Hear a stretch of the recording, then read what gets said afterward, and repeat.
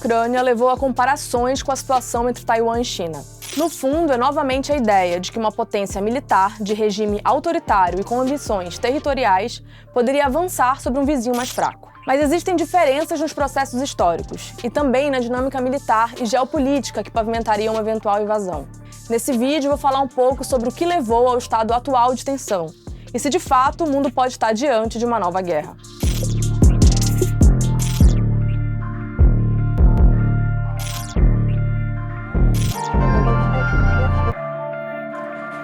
Primeiro, vamos entender o que é Taiwan. A ilha se considera um estado soberano. Ela tem constituição, forças armadas e moeda própria, mas é tida pela China como uma província rebelde. Na prática, ambos são territórios separados desde 1949. Naquele ano, os comunistas liderados por Mao Tse-tung assumiram o controle da China. E foi para Taiwan que fugiram os derrotados na Guerra Civil. Por décadas, as duas partes reivindicavam autoridade sobre toda a nação chinesa. Até os anos 70, a maioria dos países alinhados aos Estados Unidos considerava Taiwan como uma representante da China, e o bloco comunista dava esse status ao governo de Pequim. Bem, isso mudou. Os Estados Unidos continuam sendo o principal aliado de Taiwan, mas passaram implicitamente a reconhecer Pequim como autoridade em 1979, num processo de aproximação entre potências. Hoje, nem a ONU, nem nenhuma grande potência reconhece Taiwan oficialmente como Estado independente, embora mantenham relações de diferentes formas com a ilha. A China diz querer uma reintegração pacífica, mas repete com frequência que se Taiwan tentar a independência de fato, vai ser impedida à força. Taiwan é há décadas talvez a questão mais delicada para a China. Mas por que especialmente agora se fala tanto numa possível invasão? O motivo é a retórica do atual regime em Pequim. Mais do que qualquer um de seus antecessores, o presidente Xi Jinping já deixou claro que anexar Taiwan é um assunto fundamental de sua gestão. 统一是历史大势，是正道。台独是历史逆流，是绝路。我们不承诺放弃使用武力，保留采取一切必要措施的选项。 Xi se vende como líder forte e vem enfrentando dificuldades internas, como a insistência na política Covid-0. E a popular questão de Taiwan, que na China é apoiada até por críticos do governo, ajuda a trazer o foco da opinião pública para algo diverso. Olha, por exemplo, o 100º aniversário do Partido Comunista no ano passado. A mensagem do presidente chinês foi sem rodeios. Ele disse que recuperar Taiwan seria uma missão histórica e um compromisso inabalável do partido. Bem, mas não é só a retórica, tem as ações de Pequim também. As incursões da China no espaço aéreo e nas águas próximas a Taiwan se tornaram mais agressivas nos últimos anos, com simulações em larga escala de desembarque anfíbio. No final de julho, os chineses anunciaram até exercícios militares no Estreito de Taiwan, passagem de mar que separa a China da ilha.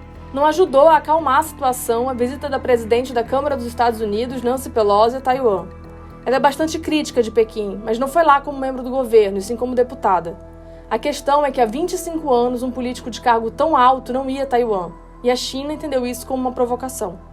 O cenário ganha tensão ainda quando os taiwaneses olham para a Ucrânia. Eles vivem há 7 décadas sob o fantasma de uma eventual invasão chinesa. Mas quando a Rússia invadiu a Ucrânia, se tornou inevitável traçar paralelos. Você tem a enorme disparidade militar, 2 líderes fortes que veem o vizinho como parte historicamente integrante de seu país, além de uma nação que aos poucos vai construindo sua própria identidade, ou seja, se tornando mais democrática.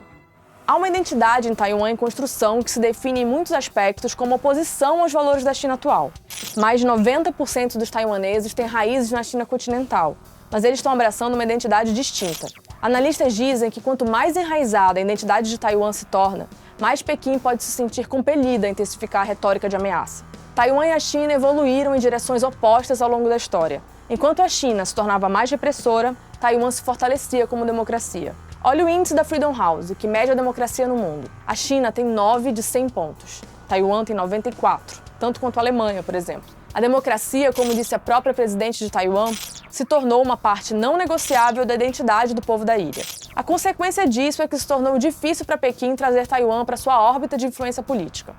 Mas o que impede a China de fazer o que o Putin fez na Ucrânia? Em parte, os Estados Unidos. Lá no início do vídeo, eu contei que os americanos passaram a reconhecer Pequim como autoridade chinesa no fim dos anos 70. É um contorcionismo diplomático. Eles não reconhecem Taiwan como independente, mas mantêm fortes relações econômicas com a ilha e laços diplomáticos extraoficiais. Os americanos são os grandes fiadores da segurança de Taiwan, mas isso dentro de uma política de ambiguidade estratégica, em que declaradamente não admitem defender Taiwan, mas vem dando cada vez mais armas à ilha.